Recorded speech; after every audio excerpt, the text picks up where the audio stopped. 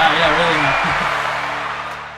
Too kind. Yeah, Too kind. absolutely. Always too kind. Absolutely. Always too kind. Before we do anything, light them up.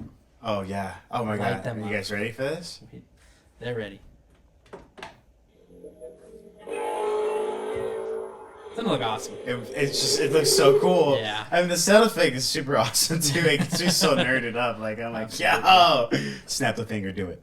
Yeah. I wish that one can't. There's the actual scale one. I don't think that's the actual scale, but it's like this one's like you can actually put on. Yeah. And you can move the fingers. Which so is really, really cool. I pretty remember cool. when you got this and you were like, I still do. dare me. I still put it on I wear it all the time. That's All the time. just- They don't even like my lightsabers too, though. I mean, Yeah. you have to stay strapped. Absolutely. It's a dangerous world. It is a dangerous world.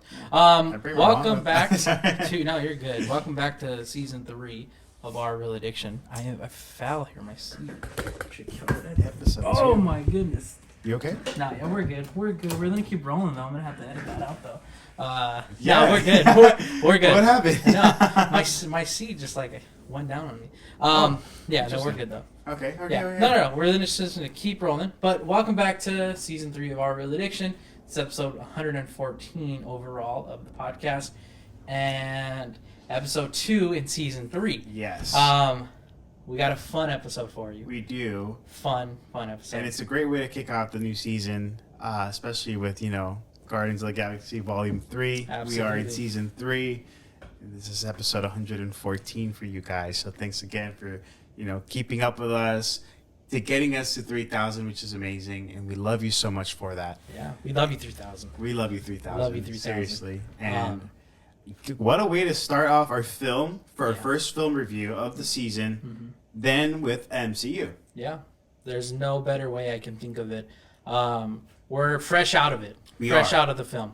I'm going to kind of break down how the episode's going to go. So, first things first, this is a spoiler review, so we just want to let you guys know that for those watching or listening, because it is going to be audio and video, full spoilers for Guardians of the Galaxy Yes. Volume 3.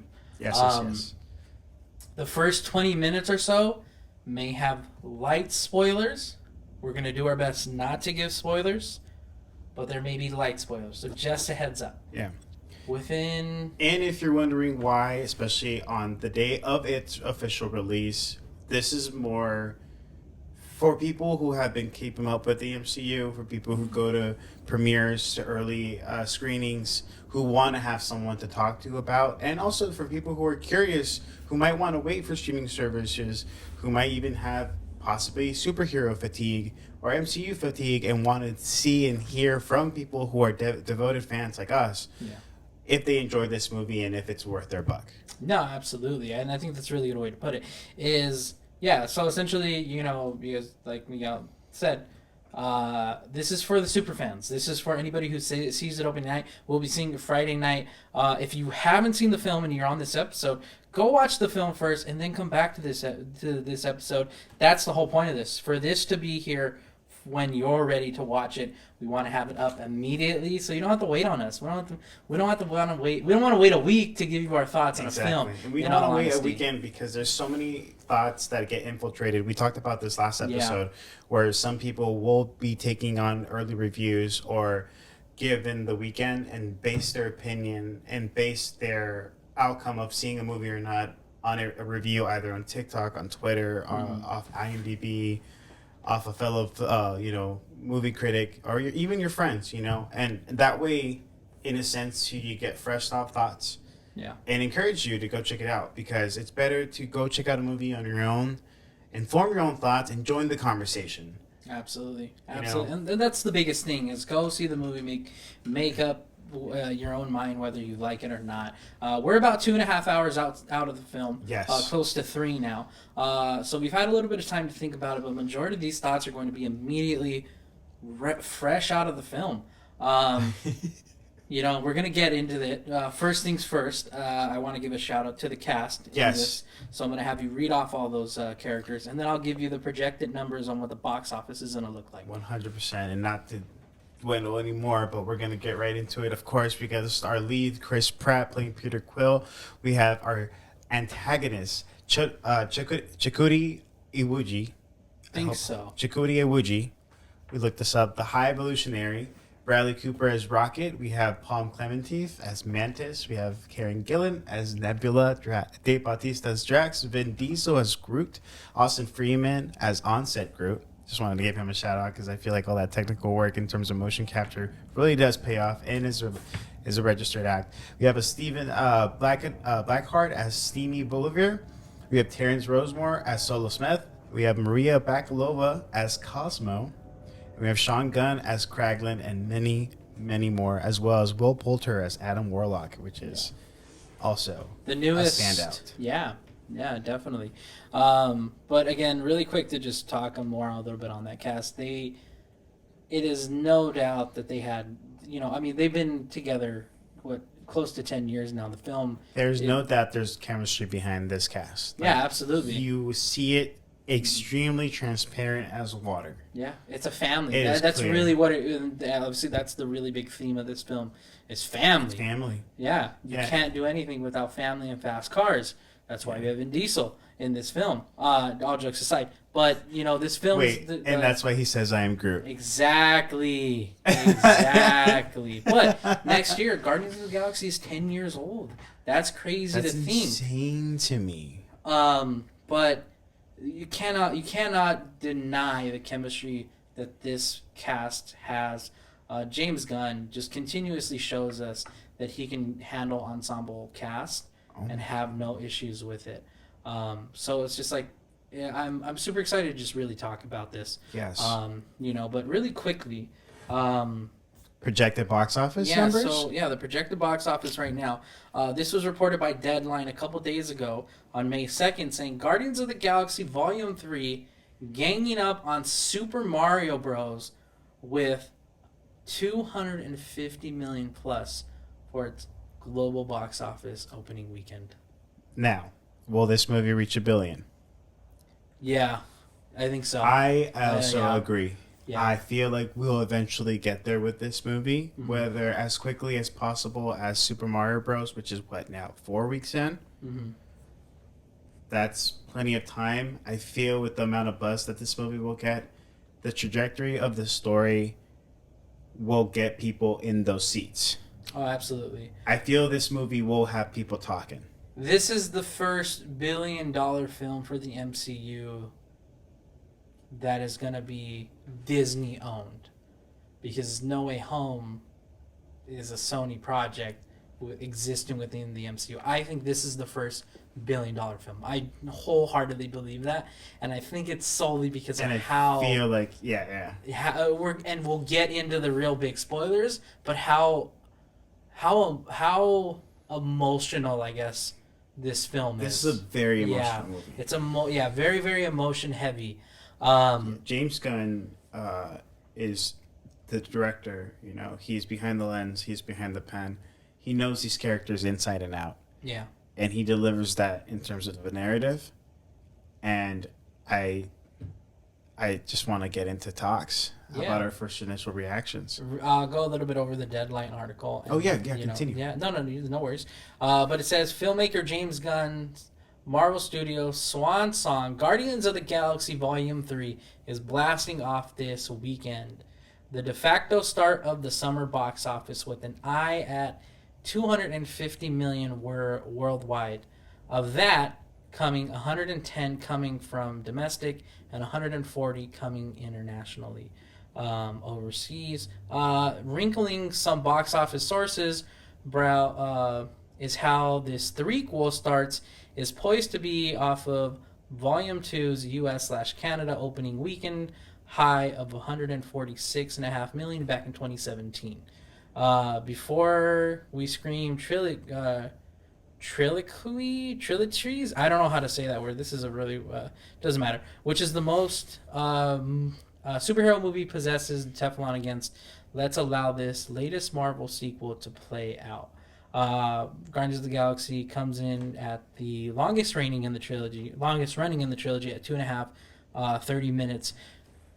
Did you feel it? I didn't feel it. I didn't feel it once. I think it's how emotionally we are invested into these characters.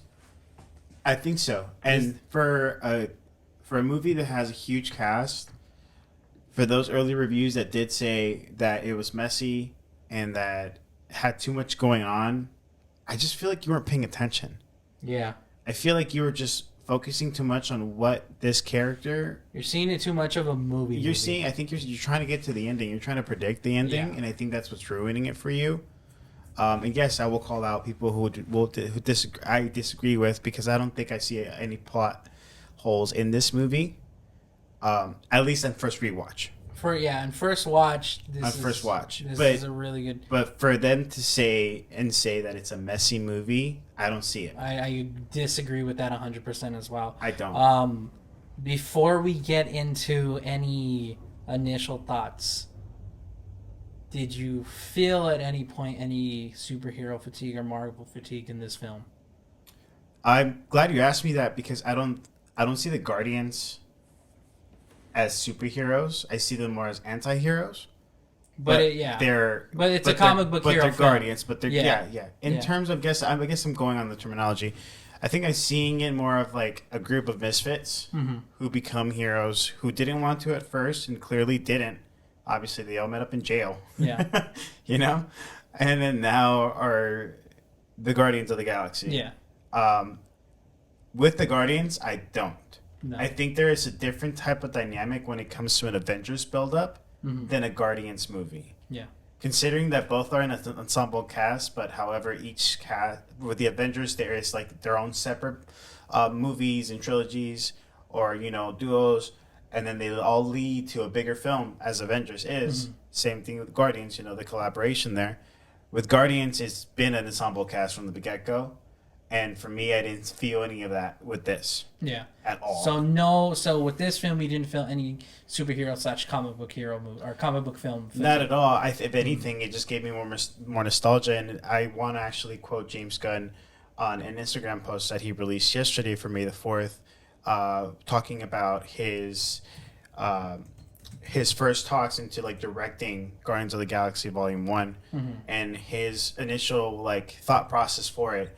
And just in short to memorize, in summary, it's just him wanting to do a modern version of Star Wars for himself, because he loved that franchise so much, and he was able to create Guardians of the Galaxy and paying homage to Star Wars. Not saying that they're the same story, not saying that he's ripped off any ideas. He just, in a true sense, like filmmaker, lover, and storyteller, he was able to deliver that, but with his own group of misfits and his own group of people in his own universe that is as vast and as important as Star Wars is, I believe, which is really amazing. I think, because I think early on this franchise started out, like, the biggest thing, like, when you watch the original Guardians of the Galaxy Volume 1. I remember the trailer. Yeah, exactly. There's so many nods to Star Wars.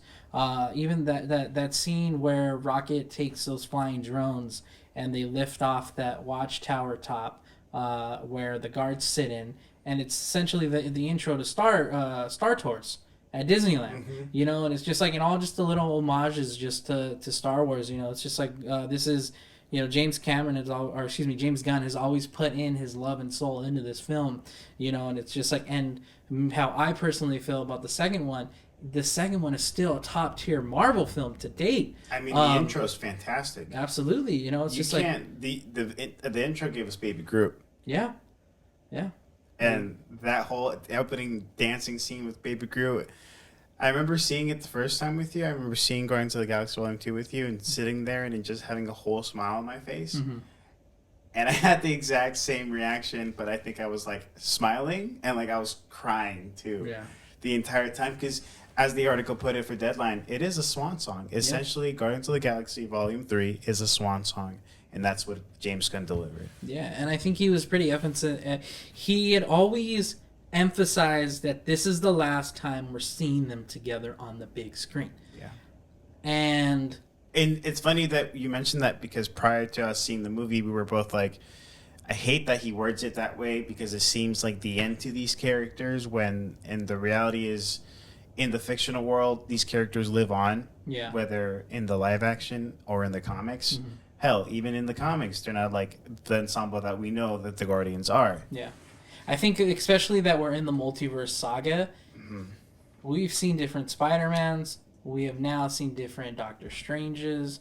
We have seen different Thanoses, different Captain Americas, or Captain Carter. There are different iterations of these characters now that it doesn't have to be The end. exactly for these characters. There are variants, that can show up. If this is the last time we're seeing them, though, I'm okay. I do like it this way. Yeah.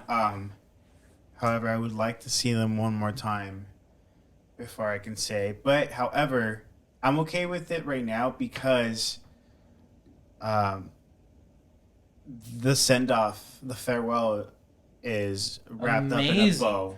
And we'll get into heavy spoilers. Yeah. But yeah, it's just like I think initially, it's just like before we get into any reviews. You said that 4 times already. I'm Sorry. counting down. I'm just kidding. No, you're good. Just making a joke. Careful. Sorry.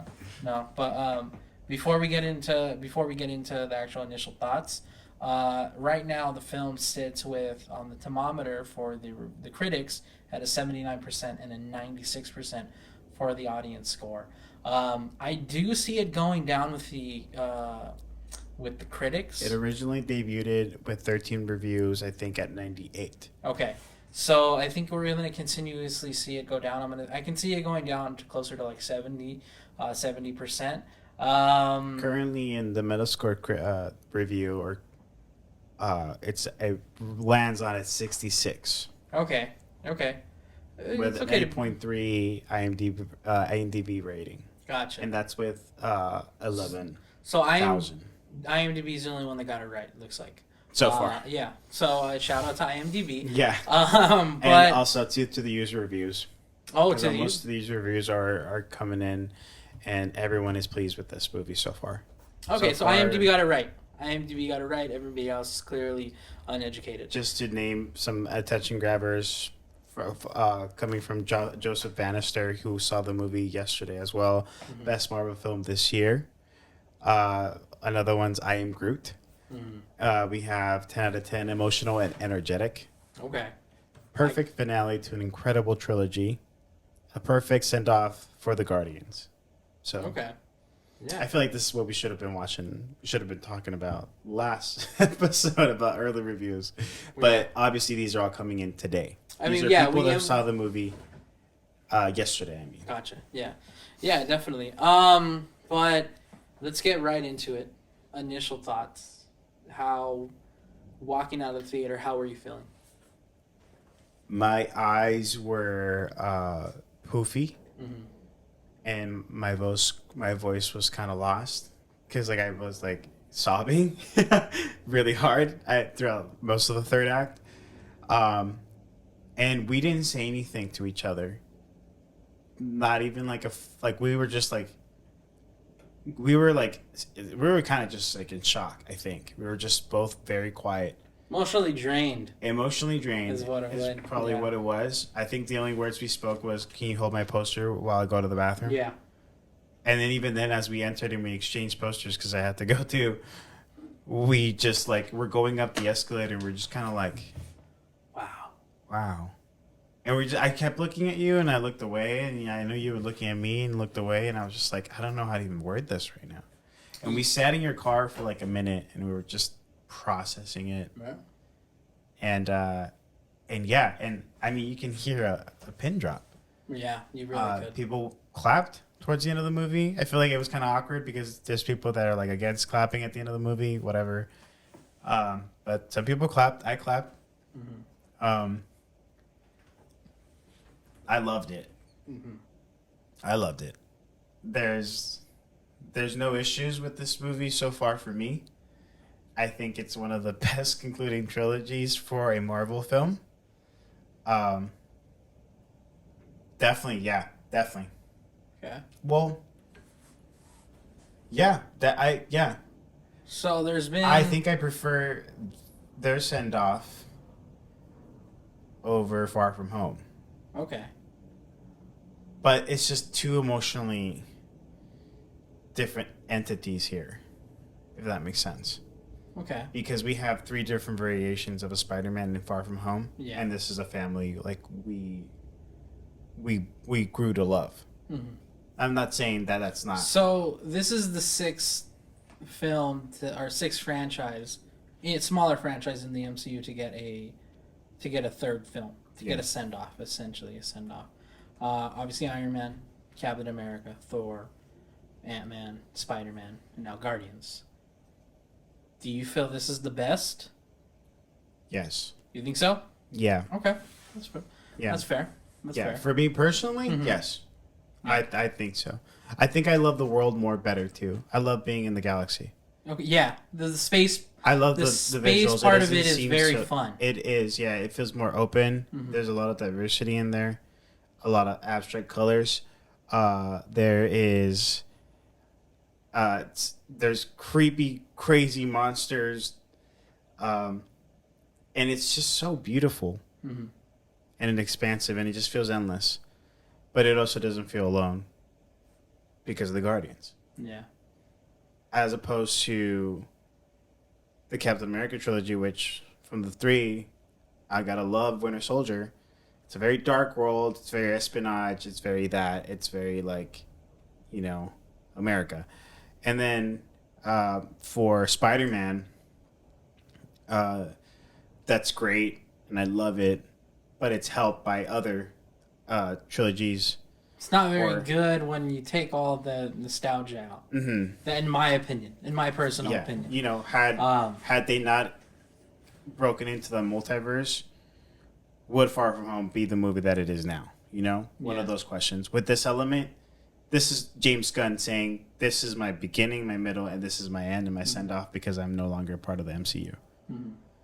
Not saying, who knows? He might come back and direct smaller projects. He might do something completely, but I think he's just too booked and busy from I think now he's on. done. He's the head of a studio now. He's the Kevin Feige. Yeah, there's no time. Essentially now. I think for me personally, I was like, this film almost feels. I hate to use the term perfect because no film is perfect. But you did. Yeah, like looking back at it now, it's just like I probably shouldn't have used that word, but. I don't know. I feel like, dude, I like Civil War more. But then I think, at the end of the day, I feel it doesn't matter, what is my favorite. Because at the end of the day, the way I look at it, I won by what, we won with this film. Yeah. Marvel gave us this film. This is, how I felt leaving is just anybody who has criticized the MCU the last couple films, and don't get me wrong, the MCU deserves all of the criticism in the world because at the end of the day they have overproduced the last couple of years. Again, they were catching up for the pandemic, but this is hey, we're still here. And we can still give you good quality content. In fact, great quality content. Now, that's the scary part too, because we finalized the trilogy. Yeah. And we no longer have that director and writer. That I can understand that. So what is next? And that's the scary. That's the scary part. However, give people an opportunity to bring characters like this that are dimensional, that have arcs, that make you care for them even after the fact of their previous journey from the movie before. That they just keep on growing like people. And that eventually have their end. Yeah. Or that they need to go find themselves.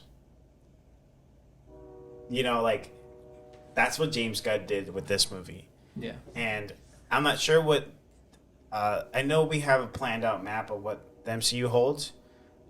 But please bring this much energy and charismatic characters. Not only in the characters, but bring in actors that can deliver because all of them did. Mm-hmm. Completely. Absolutely. Again, the chemistry within the cast was without question, and James Gunn's presence on this film was without question. There was so much that where you can tell the actors were having a good time. They respected their director. They loved doing their job in this film, and you feel that. And I think that is why people are going to love this film so much. Because of how much care is in this film. There's so much care into this film. There's so much love in this film. There's so much for MCU fans. There is so much for anybody. If you walk into this film, don't get me wrong, you don't need, I don't want to say you don't need to know too much about the MCU, but you can walk into it and more or less understand it. You can walk into this movie, have only seen Guardians 1 and 2, if because there's people, this is also targeting people who don't like the MCU in the bigger set, but like the Guardians. Yeah. You know? Because when Guardians came out, it wasn't for everybody. Everybody didn't know who they were, and people were brought in because of them into the MCU. And then they would go back to see the correlation, because they eventually were in Infinity War and they were concluding in Endgame. Yeah. And then now this is their final chapter too. So you can come into this movie seeing Volume 1 and Volume 2 and feeling content with Volume 3. And if that's all you want from the MCU, then there's your trilogy and you're good. Yeah. You know? And that's cool. That's great. I feel like that's a good thing that James Gunn captured. Just one more thing to add with the cast.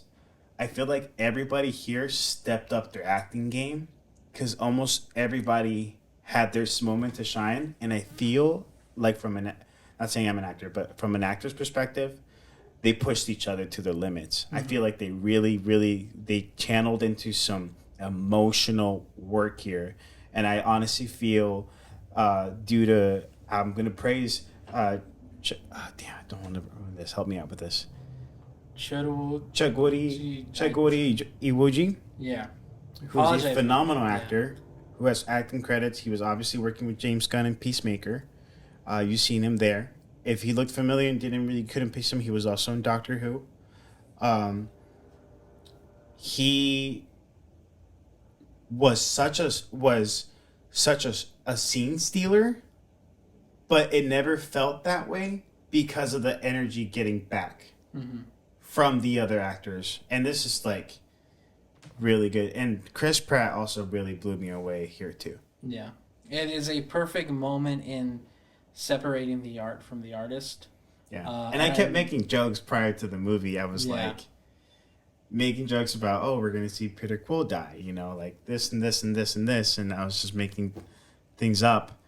And then there were moments where I was like, oh my God. And it just blew me away. It's again, overall fantastic film. If you're getting to this point in the episode, spoilers from here on out. We're going to get into it. So there's spoilers in 5, 4, 3, 2, 1. Wide open. The film is a roller coaster. It's a roller coaster of emotion. It is so quickly fast paced. We get the opening scene with Creep. Yeah. With Creep, and there's that scene of them rebuilding Nowhere. They're setting up all these places. Essentially, Nowhere is the Guardians HQ. Yeah, and they say that Guardians HQ headquarters. They rename it. Yeah, which is awesome that they. I'm glad we went back to Nowhere. Yeah, exactly, because I love that. And the thing is that we have continuously revisited it. Yes. Obviously, we saw it in the first one. We saw it in Infinity War.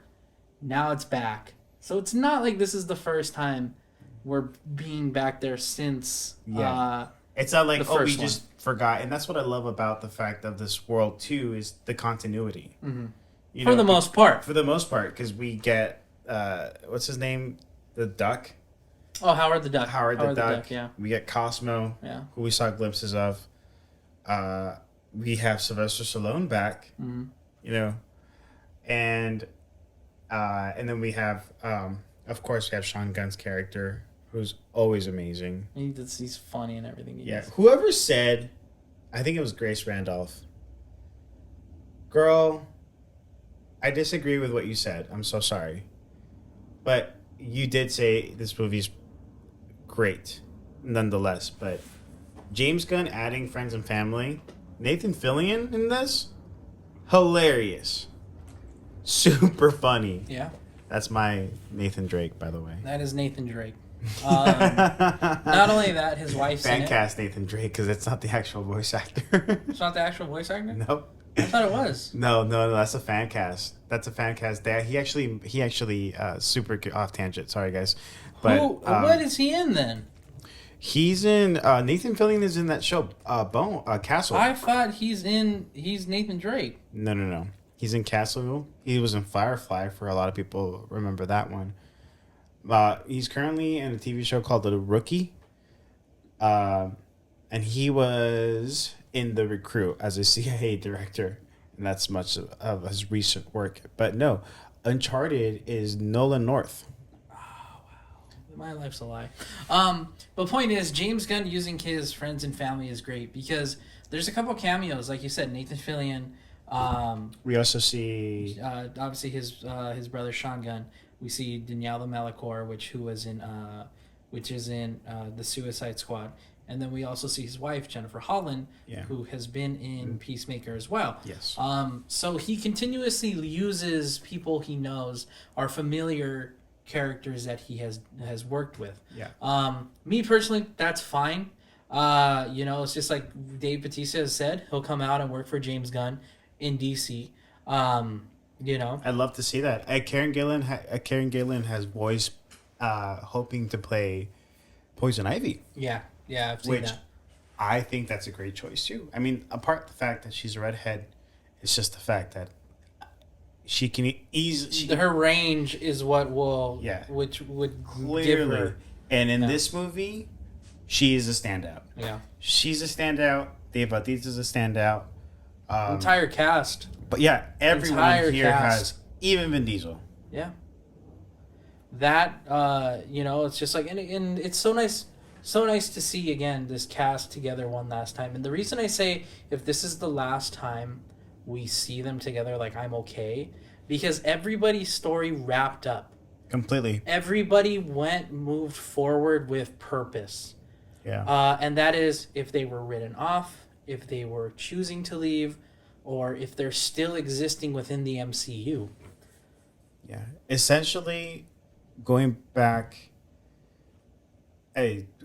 what this story is, Volume 3 is about, it is Rocket's story with different narratives, which already been explored it is Rocket's narrative. Yes, it's Rocket's story, but there is so much of everybody it's how the else's. Bring it together to finish Rocket's story and their own. They all meet there. It's all meeting at the crossroads, and they all roads lead differently, but it's the crossroads. I feel like it's the most important and has the heart. Yeah. Because essentially, this movie is about a rescue mission for Rocket. Because, like we say, the film starts off so quickly because they're barely finishing up. Yeah. Setting up nowhere, and then Adam Warlock shows up and completely just wrecks Rocket, and Rocket goes into like shock, and we see him bleeding, and it sidelines Nebula for a while. Yes. Because she is caught up with making sure Rocket is there. And this is the one thing I love with James Gunn and paying attention to detail is the fact that how close Nebula and Rocket are because of those 5 years from the snapping. Yes. And it's just like thank you for mentioning that. Because we see it at the end of at the beginning of Endgame. They're the only two Guardians left. They're the only two Guardians when they arrive back to Earth, and you feel that it's just them two, and it's really that closeness, of being so fond of each other and being family. Yes. You feel it. Also, Zoe Saldana, who, for some reason, I'm so sorry I never even mentioned her in the cast. I was reading off IMDb, and for some reason I don't see her on the list. Or weird. But Zoe Saldana is fantastic in the film, and adding to what you're saying, you see the divide completely because we no longer have Gamora, the one we grew up with, who unfortunately passed when Thanos killed her. I was trying to name the planet. Vormir. Yeah. When she died in Vormir. Or how does Quill word it. Some like Magic rock. magic throws her off cliff, the- tossed her out the magic cliff, and no longer there. Yeah. To see her back and just see the division there completely, and just also see the fact that she treats Nebula like shit, it's just like, oh wow, you were actually a piece of shit. Well, yeah, because you were actually a jerk. You're an asshole. I think that's what people forget is that at the end of the day, they were both very, very abused mentally and emotionally by Thanos because of the conditions they were put in. Of you course. know, it's just like we see a scene in this film where Rocket is getting tested on or having surgery on, and Gamora says, "This is way worse than what Thanos did to me." Nebula. Or excuse me, yeah, Nebula says that. Nebula is like, Thanos wouldn't even do this to me. Yeah, exactly. Like this is like it's just and the thing is like they don't show what's going on to Rocket. You just see him getting tested on. And this is one thing that James Gunn has always teased with Rocket is that he is troubled from where he came from. Mantis even states, why didn't he tell us? Like she questions it. She, and we're seeing it in a sense. We're seeing Rocket on the line, and we're getting flashbacks to moments that are crucial when the plot begins to move. If you notice that, and I feel maybe that's where people felt that it was messy, but for me, I feel like it made the most sense because it went from an about to be emotionally charged scene to a moment where it kind of breathes you in, gets you even more emotionally charged. It's like going up the roller coaster, getting down and going up again, and right when you're about to go down, it brings you back to the moment in the present, and it's like, bam. And this movie has one of the best action sequences of a team up I've ever seen, personally, too. I'm glad you brought that up because I'm going to be honest, I forgot about it because I remember in the theater sitting there, I was just like, this montage is the best in probably the MCU, yeah. One take. Yeah. And it shows you how much of a team they are. How connected it is. Don't get me wrong. That Avengers Assemble scene is always nice. In Age of Ultron, that's Bring Me Thanos scene is always nice. But this is genuinely a family. I had chills. I did too. It was so nice. It was so nice because this was they're back. They're so freaking cool. Yeah. Some of the deaths, some of the fight scenes, the way they fight and how gruesome it is. Yeah. I'm not even gonna lie to you. I was sitting there because this is also the first time we hear an unedited F word in this. Oh yeah. In the show, and this is the first it's delivered F-bomb, fantastically. But during the scene, I was like, during the just the fact that they just have the team up scene that just looks so freaking cool. Yeah. I was like, this is pushing rated R. There's some gruesome stuff. The only reason it's not is because there's no red blood. Of course. Yeah. So that's the biggest thing is that there's none. Different. Yeah. Because if you go down the list of everybody who had an impact, like you say, Chris Pratt delivers his best installment of Peter Quill. The best rendition of Peter Quill. Rocket, even though he was sidelined, present time Rocket was sidelined 2/3 of the film, is the driving story in this film, and for them to go to these extreme measures, it's just like Peter not willing to lose him, and I think that's another underlining thing is how much trauma Peter has. He has the trauma of his mom dying at such a young age, and then Gamora leaving. And then now he's about to lose Rocket, and he's unwilling to lose Rocket. And this is what essentially kickstarts the film. We also have the goal of this film. Exactly, which is he doesn't want to let go of what he has. But we have a beautiful scene where Mantis tells Drax, I need you to tell Quill this word by word. And Drax is like, you don't think I'm capable of saying what you want me to say? I could have made that. I could have come up with that. And she's like, no, I need you to say it that way. And then she kind of hides in the corner and she goes to Quill, and Quill is like, Drax is like, Quill, you are a frog in a pond with lily pads, and that lily pad is Gamora, and you're jumping from lily pad to lily pad, and you're never learning how to swim. it's time for you to swim. And Quill's taken aback. He's like, you know, that actually made sense. Yeah. I didn't know you were capable of a metaphor or analogy. And then it just continues with the... The humor comes hilarious. in. Yeah, but it's a really nice moment. It's funny because, like, the way Drax is wording it, it's making Star-Lord sound like he's a whore. But the underlining moment... But when you really think about it, it's just like how much he is depending on somebody. It's codependency. Yes, exactly. It's codependency. It's not about... Yeah, because, like, immediately off the bat, I was like, huh... He's making him sound like he's a whore, but he technically is. To me, I mean, he's a lady killer. Yeah. Not completely, but he's basically, in a sense, not only, it doesn't necessarily have to be that lily pad that means it's a woman. It can just be a team too. Yeah. It's the codependency of just on not somebody. Only, yeah, of course. And I mean, he was codependent because where did we see him? He's drunk. He's pissed off at Rocket for stealing his like milk or something. MP3 player, actually. Oh, that, he's like, I told you not to touch my stuff, and he's like drooling on himself, and he knocks out. Yeah. And then there's Nebula picking him up, which also. Did you see what James Gunn said? One of my favorite title cards from an MCU. Oh, it was good. It was great. It was fantastic. So good. It was really, really good To see Nebula carry Quill. You've seen it in the trailer. You'll see it. Those who have seen it by now. Yeah. The way Volume 3 just kind of pops up behind them, I loved it. Yeah. One of the best title cards from the MCU too. One of the best. But what were you saying that James Gunn said?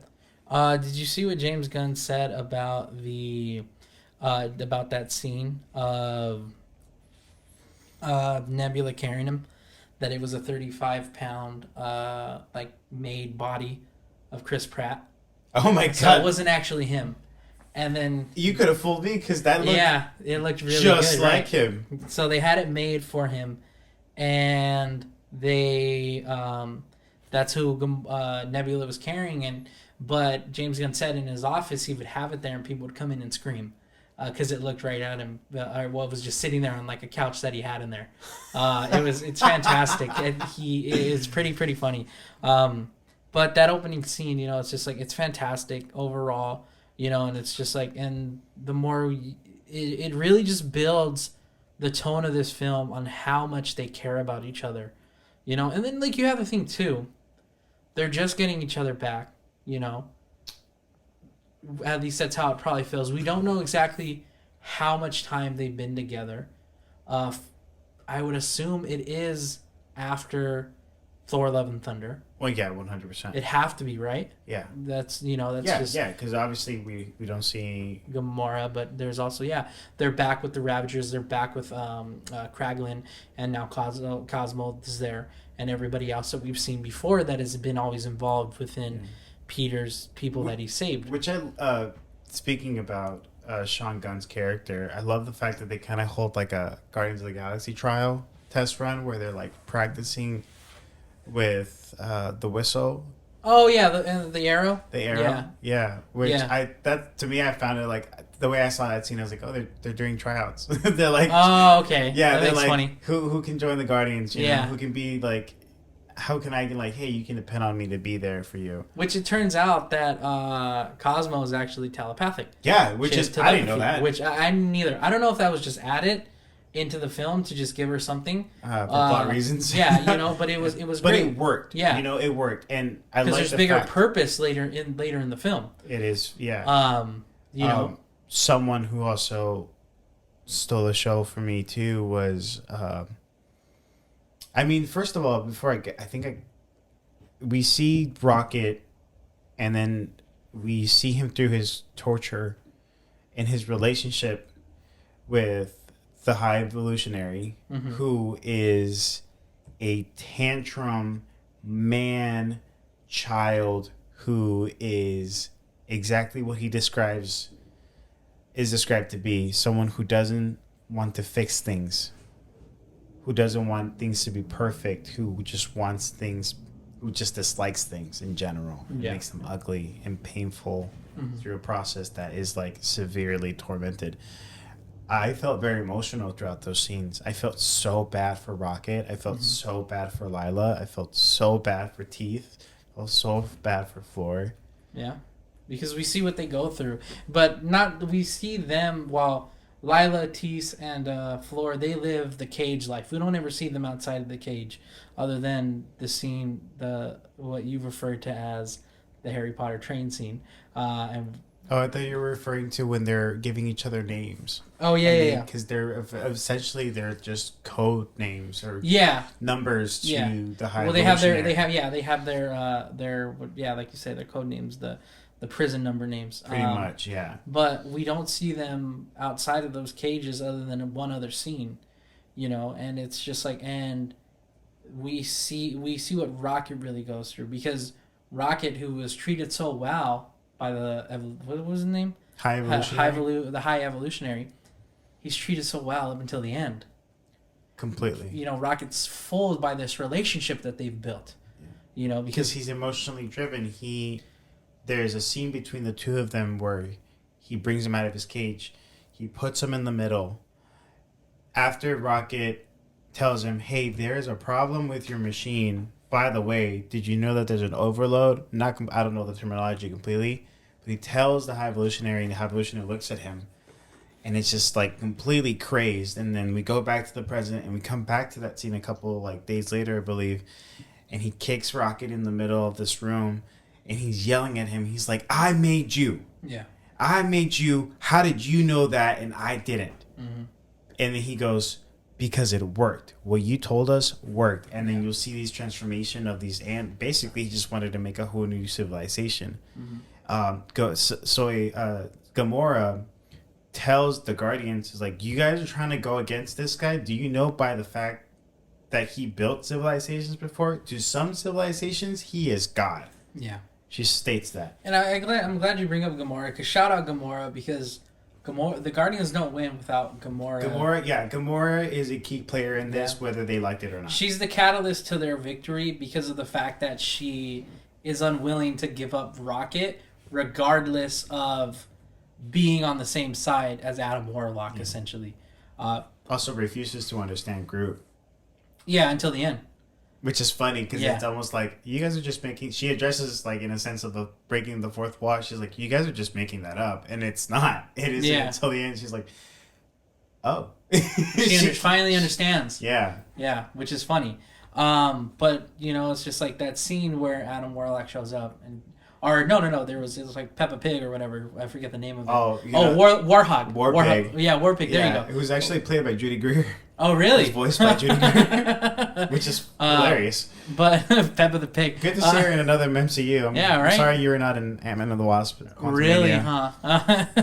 But you didn't want to be in that. Warpig shows up, takes Rocket, and Gamora's like, yeah, put him down, and they fight, and then Adam Warlock shows up. And completely kills Peppa Pig.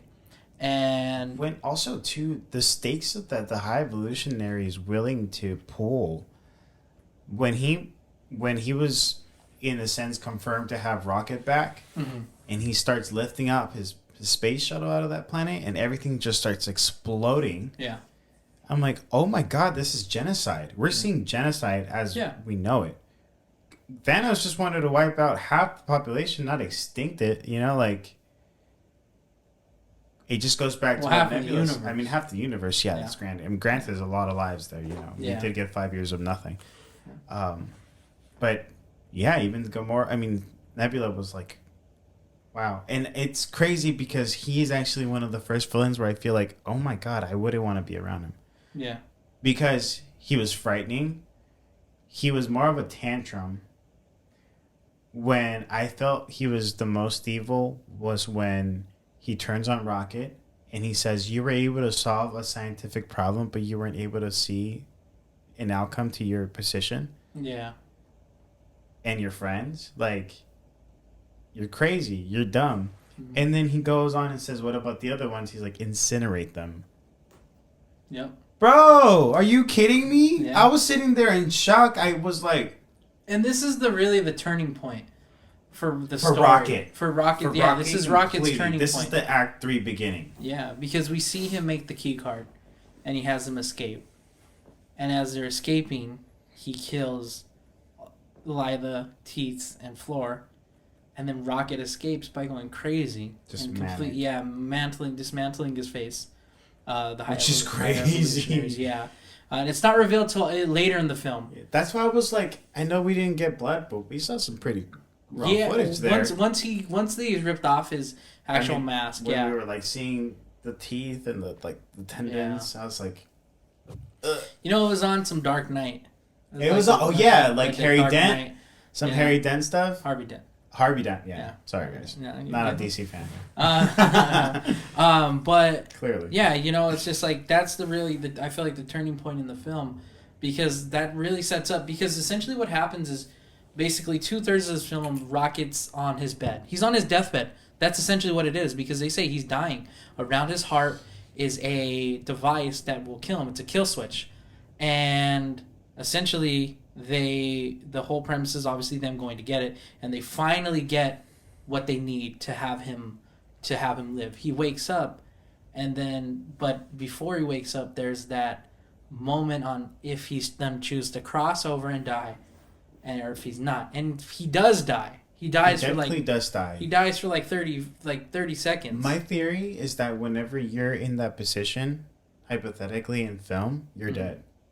Yeah. But it is the forces of the present, the living, and those who have passed, who are like, it's not your time. And that's exactly what Lila did, because we were both waiting for that. It was so delayed, though, that James Gunn, and I love that James Gunn did that. He stretched that for sure. Yes, he stretched it and had us like guessing, because I was just like, this is kind of taking too long. They're letting letting Rocket walk like to the other side of where his friends are, who are now dead, and then it happens is like, but your time's not done.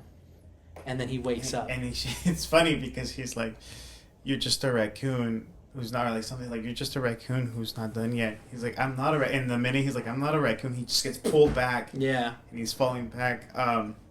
Which, that's another thing I do like, is that they do confirm that he is a raccoon. Yeah. And it's just like... By himself, too. Oh, yeah. One of the most crazy It's scenes. a He's rescuing other raccoons who were tortured.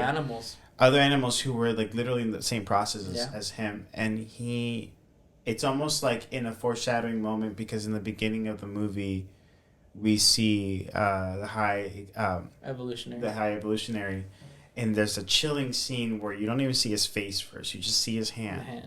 And Rocket is the only raccoon who doesn't have his tail pointed at the hand. He was looking at the hand in curiosity, and is the only one in his little pile of like little rodents. Sorry. Little raccoons. It's a heavy emotional scene. And it just flips around, and he literally grabs them all, carries them on him. He's like, we're leaving, and that's when he, like, you know. Yeah.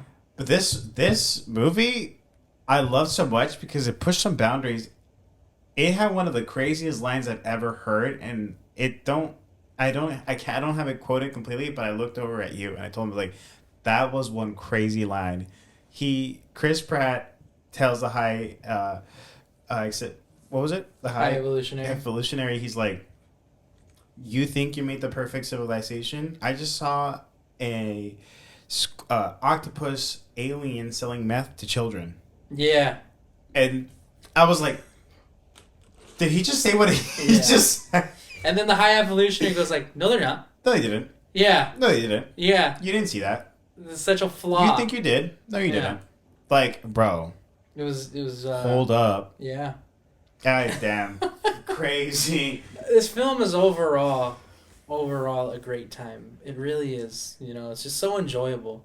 So enjoyable. We eventually have the Guardians break up. Yeah. Peter announces it. He's like, guys, we need to have a talk. Yeah. And it's right after Gamora's like, I could stay here, and maybe you and I were a very good thing. Yeah. Between Quill and I. We probably had fun, but I am not what? There's finally the acceptance of everything. And Quill's finally comes to terms to that too. Yeah. There are some crazy lines in this film that felt like were gut-wrenching too to hear. But what I loved was that Drax scene with Quill, because I think it felt metaphor. It was universal. You can apply that to everyone, especially with people who have trouble with codependency. Mm-hmm. I feel like that's a very real thing. With relationships or even non-relationships. I feel like it's a form of a thing that can be worked on between two people and yourself mostly, but mostly yourself. And we see that growing from Mantis because the team is a team, but the team is struggling to see their own strengths. That's another thing too. Nebula doesn't see Drax or Mantis. Yeah. They're considered basically the comic relief and you just stupid. And stupid, yeah. Dumbasses, idiots. This is all quoted, like completely. Yeah. That's them. And it isn't until the end they're like, "I see you," and Nebula addresses Drax like, "Drax, you're not meant to be a destroyer. You're meant to be a dad." Mm-hmm. And Nebula needs that help because eventually, at the end of this whole conclusion, they're now making a new civilization. Yeah, there's new leaders. You know what it really felt like? I feel like, and I don't know if like this is just if it was done on purpose or if like it just turned out that way. But the way Rocket was carrying himself in this film, especially at the end, it felt very like Rick Grimes. Like, finally the acceptance that he is the leader, and leading this place. That's so great. I don't know why I felt that way, but it just felt like Rocket was Rick Grimes at the end of the film. He's leading this place, but he has the support of Nebula. He's got the support of Drax. He's now got the support of Kraglin. Obviously, he has Groot. Groot is always going to be by his side, no matter what. Yeah. And it's just like, and even then, like, it's just like Groot, who we haven't really talked about much in this episode. Groot plays such an important part in this, it's just like coming in. People might think he was sidelined. I don't think so. I think he was a star in his own right. Yeah, in his own way, for sure. Yeah, I feel like everyone was placed directly where they needed to be in order for this film to be what it is. 100%. But essentially the film ends with a new roster. A new roster. We get the first after credit scene where it's obviously Rocket, it's Groot, it's Cosmo, and it's one of the kids that they saved. Yeah, and one of the kids. That's something we didn't even mention is some of the locked up kids who turns out she has powers. Yeah, apparently I think Rocket calls them the elevated because Rocket doesn't demean them, and I feel like there was a choice there because the high evolutionary calls them creatures. Yeah. Addresses their creations as creatures. And Rocket is like, take the kids, addresses them by name. Not by name exactly, but addresses them like, hey, get the, like, I think he calls them elevated or something like that. Like, he calls them like, I don't know, like the higher forms of species in a sense, kind of like giving, maybe he perfected the kids to have supernatural abilities and maybe they could potentially be mutants. It's a possibility they can go into that line. I don't think any of them will see Earth. Of course not. Just because when you're introduced at this stage and like the role they were in the MCU, you're not going to really have that big of a role moving forward. I don't think, at least. You also have Adam Warlock on there too. Exactly. You have Adam Warlock, Cosmo, and then obviously Groot, Kraglin, and now and their pet.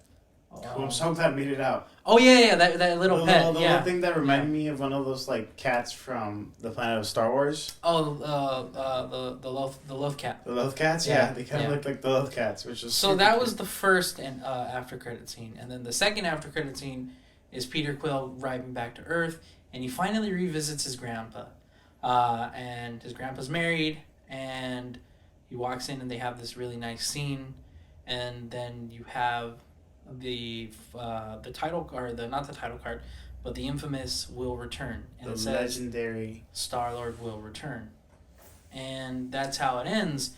Which again is, like we said, is just like I get it is just a little bit of misdirect, but I always hate when a actor or actress in the MCU says, "Well, I'm not coming back after this one. This is the last one I'm doing," but yet James Gunn literally just said Chris Pratt will be back. He did say the legendary Star-Lord. However, is it the same Peter Quill?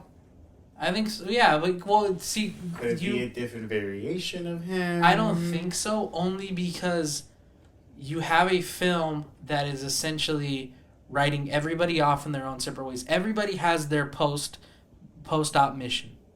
Everybody's on their own mission. Everybody's doing their own thing. For them to not say. Because I feel like this is how I look at it. We know Rocket's going to be back. We know Nebula's going to be back. We know Groot will be back. Drax is a question mark, even though we know he's on nowhere. Also, Mantis is a question mark, and Zoe Saldana is a question mark. Gamora. They're all those are question marks.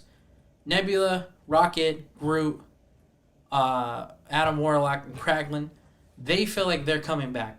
Unless, obviously, someone like Kragan gets killed off in between films or whatever, It feels like they will be back, but somebody like Peter Quill, that's more questionable. Obviously, Zoe Saldana as Gamora, and even Drax. Because we already know Dave Bautista is done with Marvel. They don't like that they made Drax a comic relief. But I think they wrapped up his story very nicely, in my opinion. But which I thought was funny because, like, in a sense, it was like kind of calling out like most of it. It was kind of like in a sense calling his own character out within the team. Mm-hmm. Because like I was saying earlier, it was like they don't see them as strong opponents. They don't see them as strong, but they're needed though. Yeah. Mantis is needed. I love the fact that we had more Mantis and Drax dynamic here. I love the fact that they knew each other. Mantis sticks up for Drax several times, and it isn't towards the end. She's like, I know you shouldn't, don't hit him. Don't touch him. You're not allowed to do that. You can call him stupid, but you're not allowed to touch him or something like that. Yeah. And, she's protective over him. Yeah, and it's just and like we say, it's just like the interconnectedness of them, of being able to call each other out for their shortcomings. Mm-hmm. Their shortcomings, it's just like, and how they essentially affect the team, because, like you say, Mantis essentially calls Gamora or Nebula a bully. I gotta sneeze. Bless you. Thank you. Calls a bully. Mantis calls Drax stupid, and Nebula tells Mantis that you're there to comfort people when they're wrong or when they're acting a fool, basically. And it's just not right, because she kicks some butt. Yeah. She does, and that's another thing I do like, is that she can take care of herself. Yeah, is that James Gunn made it a point of having her learn combat over the years, because she doesn't do anything obviously in Volume 2, and then in Volume 2 she's rescued, and even her too. She states it actually towards the end. She's like, I was being told what to do by Ego, and then I joined the Guardians, and I was being told what to do by the Guardians. I think it's time I told myself what to do. Yeah, and that's where it comes into her status, the big question mark. It's like, because I could see her maybe popping up for a cameo. I'd love to see and that's her another back. thing She's too. so pretty. And another thing too, we forgot to mention. So cool to see Michael Rooker back as Yondu. Oh, for a small appearance. You couldn't not have him there. But I think to wrap it up, I think it's just like the episode up. It's just like, if this is it, what a fantastic send-off. What a fantastic. Thank you, James Gunn, again. He just deliver all the time. I'm telling you, he just knows how to handle a group ensemble. That's redundant. He knows how to handle an ensemble. Yeah, he knows what he's doing, how to give everybody enough screen time to make them feel important and drive the story. And he's done it. Yeah. This is his fourth time doing it. We saw him do it with the first two Guardians, the Suicide Squad, and now Scooby-Doo too. Oh, so Scooby-Doo as well. We saw Scooby-Doo. Yeah, sorry. So fifth time, and now Guardians of the Galaxy Volume 3. Also with Peacemaker too. Oh yeah, Peacemaker as well. Even that's a show though. You got more time to flesh characters out. 100%. So a little more time. But final thoughts on Guardians of the Galaxy Volume 3. I absolutely love this trilogy. I'm gonna go out and buy them individually to have my own set, because I feel like that is worth collecting. There'll be a box set. See it again, for sure. I'm taking Brian because I think he's gonna love that third act scene. That montage battle, he's gonna look over at me. He's gonna be like, "This is awesome," because it was magic to my eyes. And there's a meme that's like, "How did she do that?" Because it was magic to me. That was this movie to me. This was magic. And I cried, and I cried. And I cried. Yeah. And for a movie to make me cry like that means that I really cared for these characters. Absolutely. And to see them actually go off in a way where it makes sense, where it doesn't feel forced, where they need to do what they need to do, and it feels believable, then I mean, I'm very happy with it. Yeah. I would recommend this movie to everybody, even if you're not a fan completely of the MCU, even if you have MCU fatigue or superhero fatigue, whatever it is that you decided to join or feel on, go check this movie out. Go see it in a theater, specifically in IMAX and in Dolby. If you can't do IMAX because you get whoopee with the 3D. Well, not all of them are 3D. Not all of them are 3D. It's that first showing that we did. Okay, yeah. Well, if at some point, I don't know if they do 3D, but like, you know how they have like Dolby 3D? So it's different. It'll be in a different theater. Okay. Yeah. I mean, watch it Dolby because the audio is awesome. But I'm just saying, because if you did see IMAX, I didn't have problems with it. Yeah. I normally kind of get nauseous, but I get a little headache too having it. I haven't lately. I didn't get with this film, so that's another factor to check out. What are your concluding thoughts? First things first, I can't wait to see it again.